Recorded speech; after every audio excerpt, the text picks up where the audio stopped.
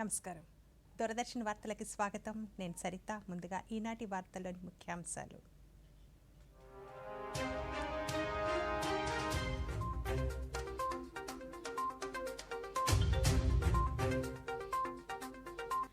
కేంద్ర సంగీత నాటక అకాడమీ అవార్డులను ప్రదానం చేసిన రాష్ట్రపతి 7 దశాబ్దాలుగా నాటక అకాడమీ కృషి చేస్తోందని ప్రశంసలు. బీహార్లో ప్రధాని పర్యటన, 12,800 కోట్ల రూపాయల అభివృద్ధి పనులకు శంకుస్థాపనలు, ప్రారంభోత్సవాలు. పశ్చిమ బెంగాల్లో పర్యటించిన ప్రధానమంత్రి కోల్కతాలో దేశంలోనే తొలి అండర్ వాటర్ మెట్రో టన్నెల్ను ప్రారంభించిన నరేంద్ర మోదీ. రైతులకు 2023 ఖరీఫ్ తుఫాను పంట నష్టాలను విడుదల చేసిన రాష్ట్ర ప్రభుత్వం, రైతు సంక్షేమానికి ప్రభుత్వం కట్టుబడి ఉందన్న ముఖ్యమంత్రి వైఎస్ జగన్మోహన్ రెడ్డి. ప్రకాశం జిల్లాలో పోల సుబ్బయ్య వెలుగొండ ప్రాజెక్టు 2వ టన్నెల్ను ప్రారంభించిన ముఖ్యమంత్రి వైఎస్ జగన్మోహన్ రెడ్డి. ఇక వార్తలోని వివరాలు.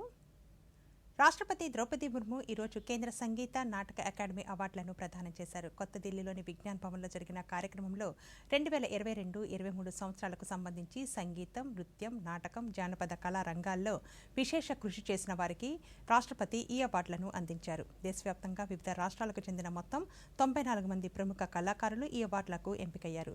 గిరిజన కళలు, తోలుబొమ్మలాట కళారూపాలకు సంబంధించి లబ్ధ ప్రతిష్ఠులు ఈ అవార్డులను అందుకున్నారు. ఈ సందర్భంగా రాష్ట్రపతి మాట్లాడుతూ సంగీత నాటక అకాడమీ 7 దశాబ్దాలుగా కళల ప్రచారానికి, ప్రోత్సాహానికి చేస్తున్న కృషి ప్రశంసనీయమని అన్నారు. భారతీయ సంస్కృతిలో కళారూపాలకు ఉన్నత స్థానం కల్పించిందన్నారు.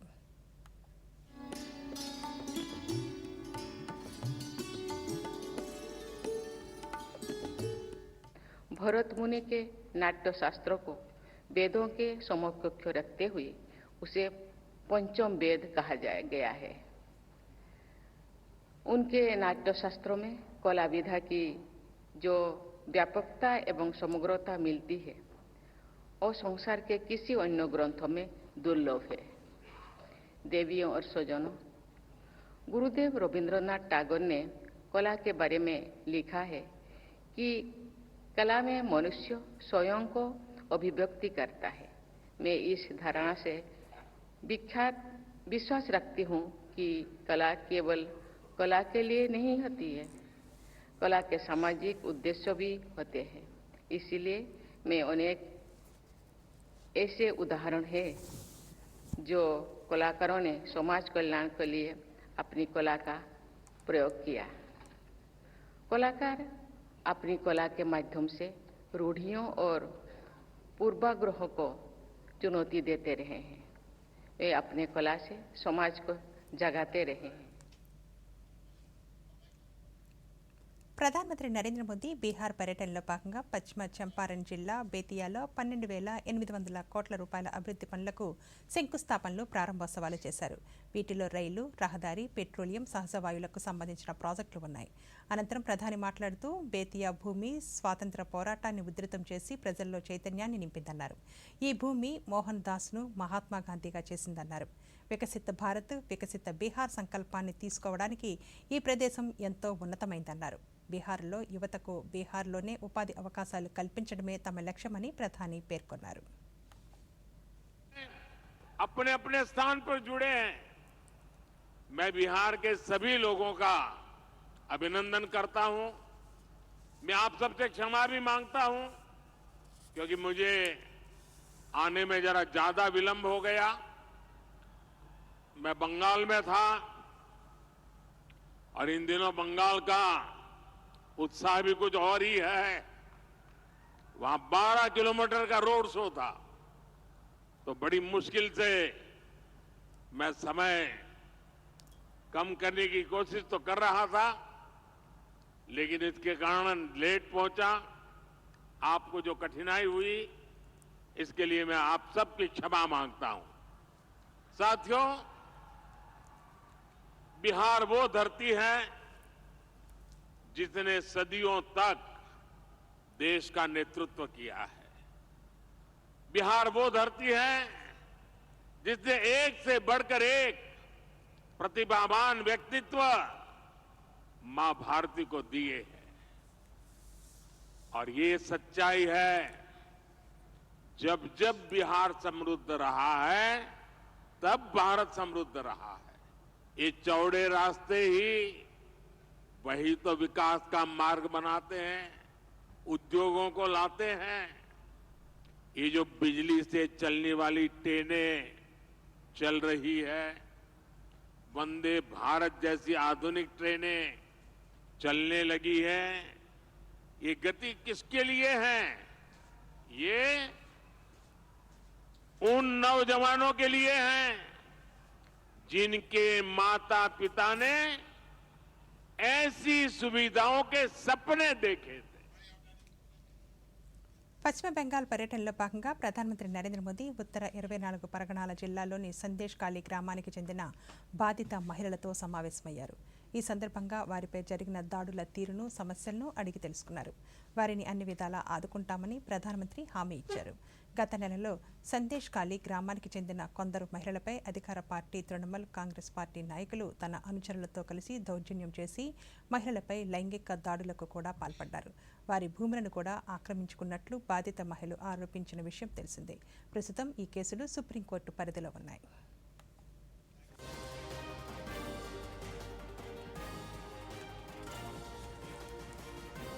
పశ్చిమ బెంగాల్ పర్యటనలో భాగంగా ప్రధానమంత్రి నరేంద్ర మోదీ బారా సౌత్లో నిర్వహించిన నారీ శక్తి వందన్ అభియాన్ జనసభలో పాల్గొన్నారు. మరో 2 రోజుల్లో అంతర్జాతీయ మహిళా దినోత్సవం నిర్వహించుకోనున్న నేపథ్యంలో దేశ ప్రగతిలో మహిళల పాత్ర, మహిళా సాధికారత తదితర అంశాలపై మహిళల అభిప్రాయాలను అడిగి తెలుసుకున్నారు.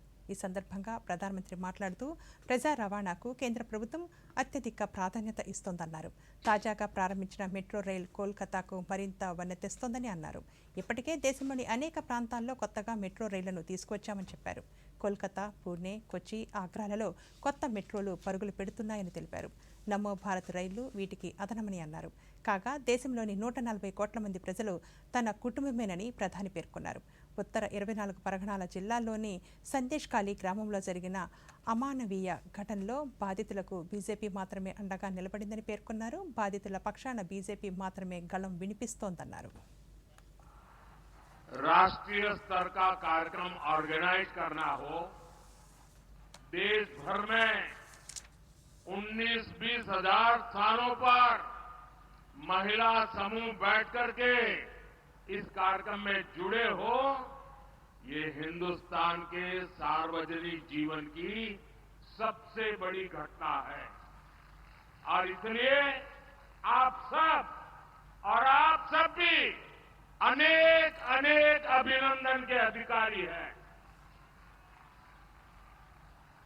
और आपने परंपराओं को भी तोड़ा है। पुरुषों की मैराथन तो सुना करते थे, लेकिन इस बार गांव-गांव हमारी माताएं, बहनें, बेटियां नारी शक्ति बंधन के लिए दौड़ लगा रही थी। पूरे आत्मविश्वास के साथ आगे बढ़ रही थी। मैं उन छोटी छोटी बेटियां 2 दिन पहले स्कूटी पर पूरे देश में उन्होंने अपने ताकत का परिचय करा दिया। और इस सब के लिए, इतने बड़े भव्य आयोजन के लिए मैं आपको जितनी बधाई दूं, जितना अभिनंदन करूं, उतना कम है। పశ్చిమ బెంగాల్ పర్యటనలో భాగంగా ప్రధానమంత్రి నరేంద్ర మోదీ ఈరోజు 15,400 కోట్ల రూపాయల అభివృద్ధి పనులకు శంకుస్థాపనలు, ప్రారంభోత్సవాలు చేశారు. కోల్కతాలో తొలి అండర్ వాటర్ మెట్రో టన్నెల్ను ప్రధానమంత్రి నరేంద్ర మోదీ ప్రారంభించారు. అనంతరం ఆయన విద్యార్థులతో కలిసి మెట్రో రైలులో ప్రయాణించారు. కాగా దేశంలోనే నదీ గర్భంలో నడిచే తొలి మెట్రో రైలు కావడం విశేషం. కోల్కతా తూర్పు, పశ్చిమ మెట్రో కారిడార్లో భాగంగా హుగ్లీ నది దిగువన మొత్తం 16.6 కిలోమీటర్ల మేర ఈ సొరంగ మార్గాన్ని నిర్మించారు. దాదాపు 120 కోట్ల రూపాయలను ఈ ప్రాజెక్టు కోసం ఖర్చు చేశారు. ఈ అండర్ వాటర్ మెట్రో టన్నెల్ మార్గాన్ని హౌరా మైదాన్ నుండి ఎస్ప్లనేడ్ స్టేషన్ మధ్యలో ఏర్పాటు చేశారు. 520 మీటర్ల పొడవు ఉన్న ఈ టన్నెల్ను 45 సెకండ్లో దాటే మెట్రో రైలు కోల్కతాకు వెళ్లే ప్రయాణికులకు సరికొత్త అనుభూతిని అందించనుంది. ఈ కార్యక్రమంలో ప్రధానమంత్రి నరేంద్ర మోదీతో సహా పశ్చిమ బెంగాల్ గవర్నర్ ఆనంద్ బోస్ పాల్గొన్నారు.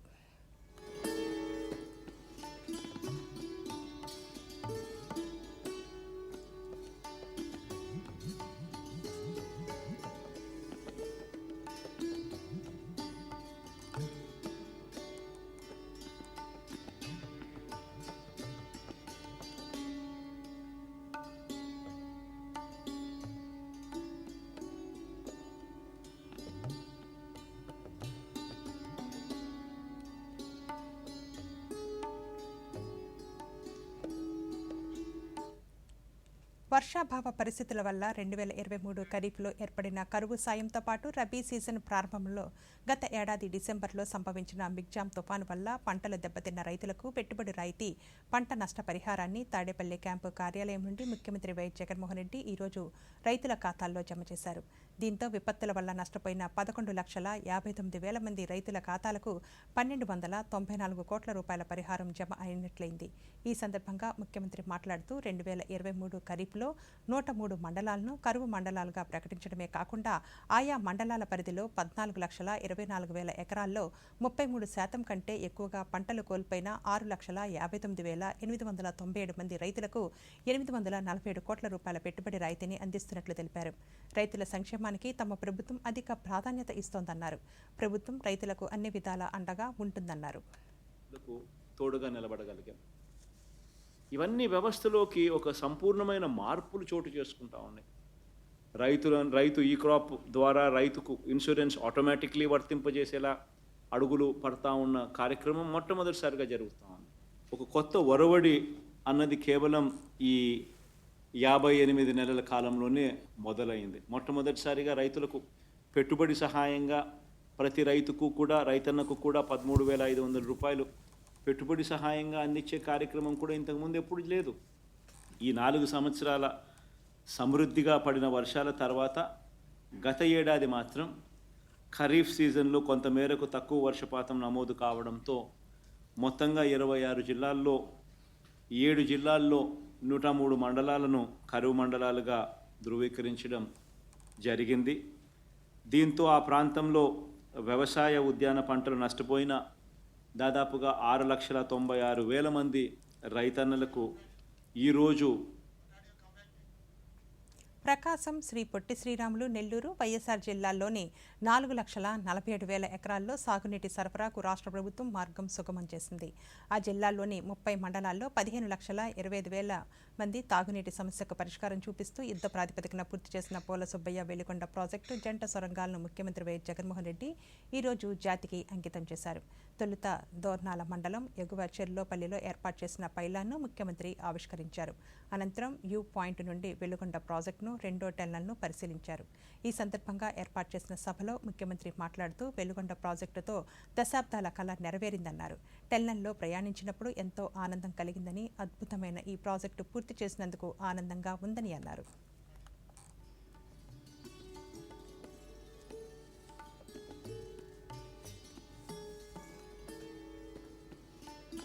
అప్పట్లో నాన్నగారు, ఆ దివంగత నేత ప్రీతమ నాయకుడు రాజశేఖర రెడ్డి గారు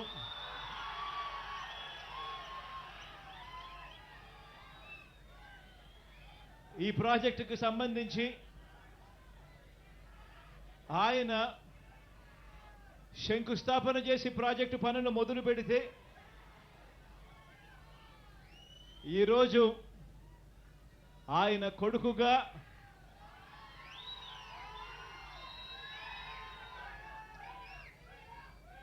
రెండు టనళ్లను కూడా, ఒక్కొక్క టనల్లు దాదాపుగా 18 కిలోమీటర్లు పైచిలుకు ఉన్న ఈ టనళ్లను 2 టనళ్లను ఆయన కొడుకే పూర్తి చేయడం, ఆయన కొడుకే జాతికి అంకితం చేయడం నిజంగా ఇది దేవుడు రాసిన స్క్రిప్టే అని చెప్పడానికి ఇంతకన్నా వేరే నిదర్శనమే అవసరం లేదు.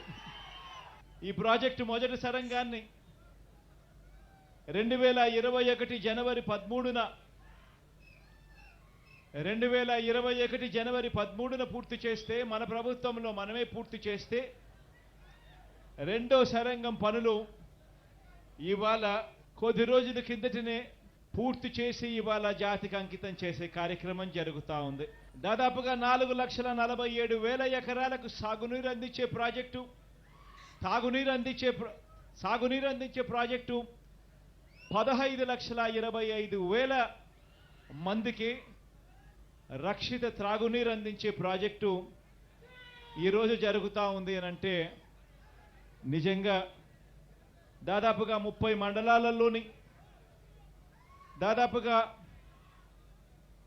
ప్రకాశం జిల్లా, నెల్లూరు జిల్లా, కడప జిల్లాలోని ప్రకాశం జిల్లాలోని 23 మండలాలు, నెల్లూరు జిల్లాలోని 5 మండలాలు, కడప జిల్లాలోని 2 మండలాలు, మొత్తంగా 30 మండలాల్లోని 15,25,000 మందికి త్రాగునీటి సమస్యకు పరిష్కారం చూపుతూ 4,47,000 ఎకరాలకు సాగునీటి పరిష్కారం చూపిస్తూ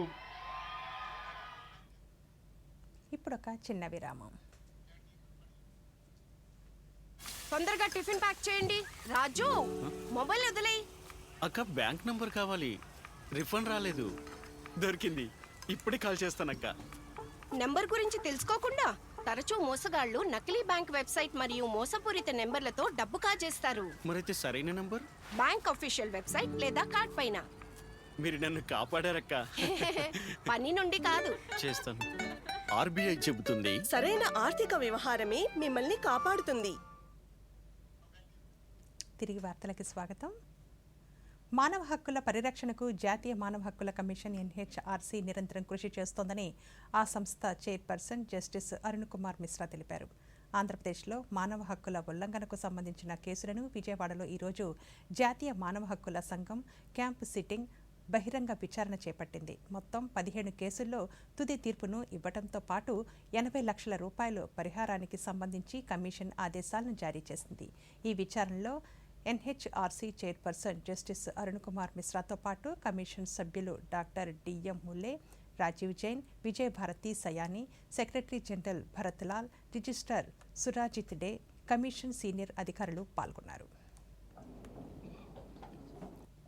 Very good evening to all the listening to the complaints with regard to human rights violations. Good evening to the non-governmental organizations, civil society organizations, human rights defenders. Commission listens to their suggestions, views, and everything. So now it is the last session with the media. What do you want? Okay. We had a very good meeting today. We have awarded compensation of 80 lakhs in large number in 17 cases, and then in one of the case where the pension was delayed for more than 15 years, family pension as well as the pension to the deceased. We have ordered interest to be paid 6%, and disability cases we have directed them to assess the disability and to release the pension at an early date, and also to make certain relaxation where a disabled girl was there. She was not getting pension for no valid reason.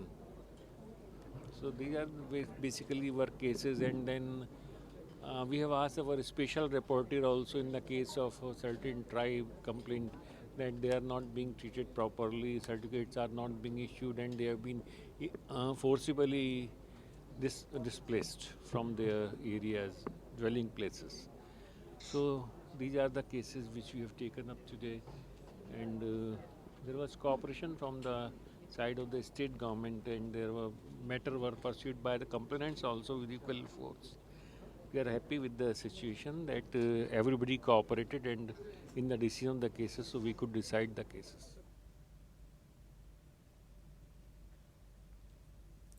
Telugu Desam party అధినేత నారా చంద్రబాబు నాయుడు బీసీలను మోసం చేశారని రాష్ట్ర revenue శాఖ మంత్రి ధర్మాన ప్రసాదరావు అన్నారు. Telugu Desam party నిర్వహించిన జై హో బీసీ కార్యక్రమాన్ని ప్రజలెవరూ నమ్మే స్థితిలో లేరని అన్నారు.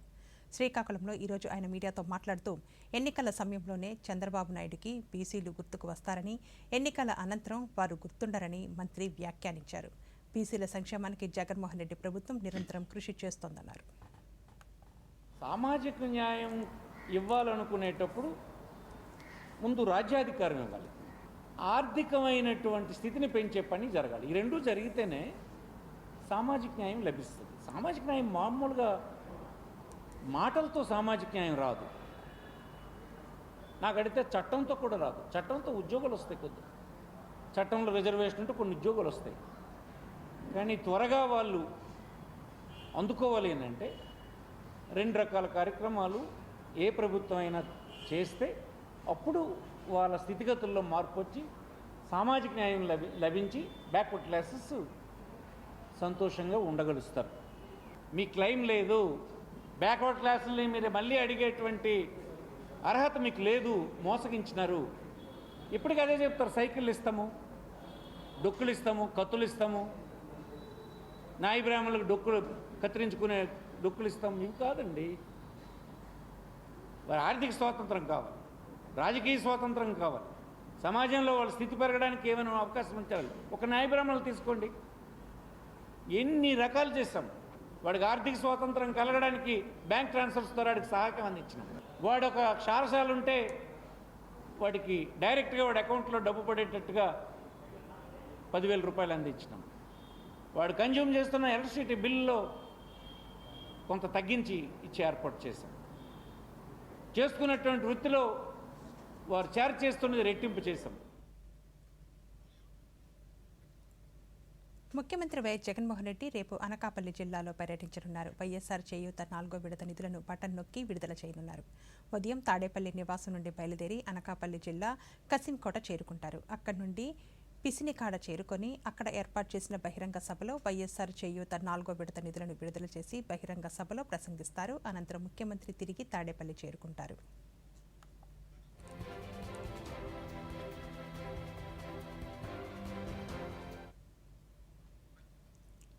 వర్షాభావ పరిస్థితుల వల్ల 2023 ఖరీఫ్లో ఏర్పడిన కరువు సాయంతో పాటు రబీ సీజన్ ప్రారంభంలో గత ఏడాది డిసెంబర్లో సంభవించిన మిగ్జామ్ తుఫాన్ వల్ల పంటలు దెబ్బతిన్న రైతులకు పెట్టుబడి రాయితీ, పంట నష్టపరిహారాన్ని తాడేపల్లి క్యాంపు కార్యాలయం నుండి ముఖ్యమంత్రి వైఎస్ జగన్మోహన్ రెడ్డి ఈరోజు రైతుల ఖాతాల్లో జమ చేశారు. శ్రీకాకుళం కలెక్టర్ కార్యాలయంలో వర్చువల్ విధానంలో జిల్లా కలెక్టర్ డాక్టర్ మనజీర్ జిలానీ సమూన్, ఇతర ఉన్నతాధికారులు పాల్గొన్నారు. జిల్లాకు చెందిన 661 మంది రైతులకు గాను 32.21 లక్షల రూపాయలు జమ అయ్యాయి. నష్టం జరిగినా కూడా వరదల వల్ల కానివచ్చు సంతోషపడతా ఉన్నాను, ఆనందపడతాను. ఎందుకంటే ఇంతకు ముందు ఎప్పుడైనా కూడా ఇలాంటివి చేయగలుగుతాము. ప్రతి రైతుకు కూడా అందాల్సిన సమయం, అందాల్సిన సహాయం అందాల్సిన సమయంలో చేసే కార్యక్రమం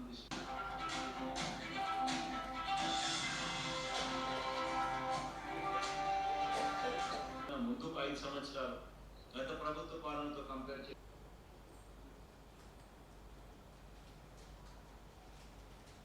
రావడం, వచ్చిన తర్వాత ఎక్కడా కూడా కరప్షన్.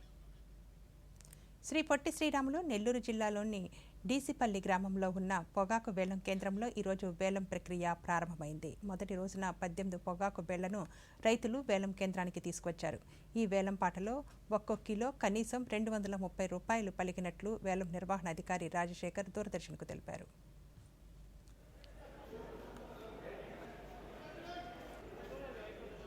పొగాకు పంటకాలకు సంబంధించి డీసీపల్లి వేలం కేంద్రంలో ఈరోజు వేలం ప్రక్రియ నిర్వహించబడింది.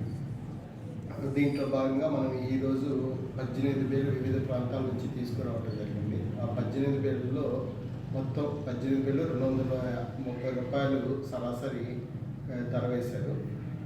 ప్రతి సంవత్సరం ఒక్కొక్క సంవత్సరానికి 5 రూపాయలు కానీ 10 రూపాయలు కానీ పెంచేవాళ్ళు. కానీ ఈ సంవత్సరం దాదాపు 30 రూపాయలు, పోయిన సంవత్సరం 200 పెట్టి ఈ సంవత్సరం 230 రూపాయలు ధర పెట్టడం జరిగింది. అట్లాగే రైతులు కూడా ప్రతి సంవత్సరం పొగాకుని పెంచుకుంటూ వస్తున్నారు. 3 సంవత్సరాల వ్యవధిలో పొగాకు డబుల్ అవడం జరిగింది. పొగాకు రైతులకి అమౌంట్ 11 రోజులు వేసేది ఇప్పుడు 8 రోజులకే పొగాకు రైతుల అకౌంట్లో వాళ్ళు అమ్మిన అమౌంట్ పడటం జరుగుతుంది. అట్లాగే ప్రతి ఒక్కటి కూడా రైతులకు ఏమేమి కావాలో అన్నీ చేయటం జరుగుతుంది. దీంట్లో డిమాండ్ ఉంది కదా అని రైతు కొంటున్నారు. కానీ రైతులు అలాగే ఖర్చు కూడా విపరీతంగా పెంచుకోకపోవటం, అధిక ధరలకు బేరం లీజులు తీసుకోవటం, అధిక ధరలకు కౌలు భూమి తీసుకోవటం, దీనివల్ల రైతులు నష్టాలు సంభవించే ఛాన్స్ ఉంటుంది. కాబట్టి రైతులు కూడా పొగాకు బోర్డు ఎంతవరకు అయితే అనుమతి ఇచ్చిందంటే మన డీసీపల్లో 6.4 మిలియన్ కేజీలకు అనుమతి ఇచ్చింది. అంతవరకు కానీ పండిస్తే డిమాండ్ అయితే ఉంటుంది. కాకినాడ జిల్లాలోని సామర్లకోటలో ఉన్న బాల త్రిపుర సుందరి సమేత కుమార రామ భీమేశ్వర స్వామి ఆలయంలో శివరాత్రి మహోత్సవాలు నేటి నుండి ప్రారంభమయ్యాయని ఆలయ నిర్వహణ అధికారి బి నీలకంఠన్ తెలిపారు. మహాశివరాత్రి పర్వదినాన స్వామివారిని దర్శించుకునేందుకు దాదాపు 1,00,000 మందికి పైగా భక్తులు తరలివస్తారన్నారు. వీరికి ఎటువంటి అసౌకర్యం కలగకుండా తగు ఏర్పాట్లు చేస్తున్నట్లు దూరదర్శన్కు వివరించారు. కాకినాడ జిల్లాలో సామర్లకోట పట్టణంలో వేంచేసి ఉన్న శ్రీ చాళుక్య కుమారారామ భీమేశ్వర దేవస్థానం నందు ఇక్కడ భారతదేశంలోనే అత్యంత ఇది ఉన్న పంచరామ క్షేత్రాల్లో ఒకటైన ఈ కుమార భీమేశ్వర దేవస్థానానికి ఈ రోజు నుండి కూడా అత్యంత వైభవంగా మహాశివరాత్రి ఉత్సవాలు ప్రారంభమవుతున్నాయి. ముఖ్యంగా 8వ తారీఖు శివరాత్రి రోజు సుమారు 1,00,000 మంది వస్తారని చెప్పేసి అంచనా వేస్తున్నాం. గతంలో కన్నా ఈ కోవిడ్ తర్వాత నుండి కూడా భక్తులు పెరిగినట్టుగా మనకి తెలుస్తుంది. 7వ తారీఖు లక్షవారం నైట్ 12 గంటల నుంచి కూడా భక్తులు దర్శనానికి వస్తారు. అలా కంటిన్యూస్లీ 24 అవర్స్ ఈ భక్తులు వస్తూనే ఉంటారు. వీళ్ళకి అవసరమైన ఇక్కడ అవకాశం ఉంది కాబట్టి 4 మార్గాల ద్వారా సులభంగా భక్తులు దర్శనం చేసుకునేటట్టు ఏర్పాట్లు చేయడం జరిగింది. ఈ దర్శనానికి వచ్చే భక్తులకి ఎటువంటి ఇబ్బందులు లేకుండా స్నానఘట్టాల దగ్గర కానీ, క్యూ లైన్లో కానీ అవసరమైన మంచినీటి సదుపాయం కానీ, మజ్జిగ, ఇక్కడ సేవా సంస్థల వారు కూడా ఎక్కువ మంది ఉన్నారు. భోజనం ఏర్పాటు కూడా చేయడం జరుగుతుంది. అలాగే ఉదయం అల్పాహారం కూడా ఏర్పాటు చేసి ఉన్నారు. మహాశివరాత్రి ఉత్సవం 1 గంటకే తలుపులు తీయబడతాయి. 24 గంటలు కూడా స్వామివారి సేవ భక్తులందరూ కూడా కొన్ని వేల మంది స్వామివారి సేవకు వస్తారు. గోదావరి కాలువలో చక్కగా స్నానాలు చేసి, తటాకంలో కోనేటిలో స్నానాలు చేసి భక్తి పారవశ్యంతో వచ్చేటువంటి భక్తులందరికీ కూడా స్వామివారి దివ్య దర్శనం కోసమై చక్కటి పవిత్రమైనటువంటి దర్శనాలు ఏర్పాటు చేశారు దేవాదాయ ధర్మాదాయ శాఖ వారు. అలా నిర్విరామంగా సాగుతూ సాయంత్రం 5 గంటలకి స్వామివారిని అమ్మవారిని కళ్యాణ మండపం మీద కూర్చోబెట్టి వేద పండితుల యొక్క ఆశీర్వచనం, వేద పండితుల యొక్క దివ్య స్వస్తితోటి పొలకింపజేసి చంద్రోత్సవం కార్యక్రమం జరుగుతుంది 5 గంటలకి. రాత్రి 9 గంటల నుంచి 1 గంట వరకు మహాన్యాసపూర్వక ఏకాదశ రుద్రాభిషేకం, లింగోద్భోగాల పూజ శివరాత్రి రోజున చాలా విశేషమైనటువంటి ద్రవ్యాలతోటి అనేక వందల మంది భక్తులు ఈ కార్యక్రమంలో పాల్గొంటారు. దివ్యంగా జరుగుతుంది. 1964లో స్థాపించబడి రైతులకు శాస్త్ర సాంకేతిక పరిశోధనలతో వెన్నుదన్నుగా నిలుస్తూ 2016లో గుంటూరు జిల్లాలోని ఆచార్య ఎన్జీ రంగా వ్యవసాయ విశ్వవిద్యాలయం నూతన ఆవిష్కరణలకు వేదికగా నిలుస్తోంది. ఈ విశ్వవిద్యాలయానికి కేంద్ర ప్రభుత్వం అందించిన సహకారంతో 2018లో 110 కోట్ల రూపాయల వ్యయంతో నూతన భవనాల నిర్మాణం ప్రారంభించారు. కాగా వాటిలో ఒకటైన పరిపాలనా భవనాన్ని ఈరోజు రాష్ట్ర ముఖ్యమంత్రి వైఎస్ జగన్మోహన్ రెడ్డి వర్చువల్ విధానంలో ప్రారంభించారు. 6 దశాబ్దాలు పూర్తి చేసుకున్న ఈ విశ్వవిద్యాలయ ఉపకులపతి డాక్టర్ శారదా జయలక్ష్మి మాట్లాడుతూ వ్యవసాయ, విద్య, కమ్యూనిటీ, సైన్స్, పరిశోధన రంగాలలో విశేష సేవలు అందిస్తున్న ఎన్జీ రంగా విశ్వవిద్యాలయం రైతులకు అండగా ఉంటుందన్నారు. బిల్డింగ్ ఆచార్య ఎన్జీ రంగా వ్యవసాయ విశ్వవిద్యాలయం కోసం ఏర్పడి ఇప్పుడు శంకుస్థాపన ఇనాగ్రేషన్ చేసుకోవడానికి ఈరోజు కుదిరింది. వ్యవసాయంలో రైతుల కోసం వ్యవసాయానికి సంబంధించినటువంటి బోధన అంటే విద్యార్థులను తీర్చిదిద్దే ప్రయత్నం చేసే విషయంలో కాలేజెస్ ఉంటాయి. వారి కోసం పరిశోధన జరిపించాల్సిన అవసరం ఉంది కాబట్టి అనేక పరిశోధనలు ఇక్కడ జరుగుతుంటాయి. రైతుల అంటే వ్యవసాయంలో ప్రతి విషయంలో చేయవలసిన ప్రతి పనిని వ్యవసాయ విశ్వవిద్యాలయం చేపడుతుంది. ఈ విధంగా వ్యవసాయ విద్యలోను పరిశోధనలోను ముందుకు వెళ్తున్నటువంటి ఈ ఆచార్య ఎన్జీ రంగా వ్యవసాయ విశ్వవిద్యాలయం అడ్మినిస్ట్రేటివ్ బిల్డింగ్ను ఈరోజు మన ప్రీతం ముఖ్యమంత్రి గారు శ్రీ వైఎస్ జగన్మోహన్ రెడ్డి గారు ఇనాగ్రేట్ చేశారు. వార్తలు ముగించే ముందు ముఖ్యాంశాలు మరోసారి.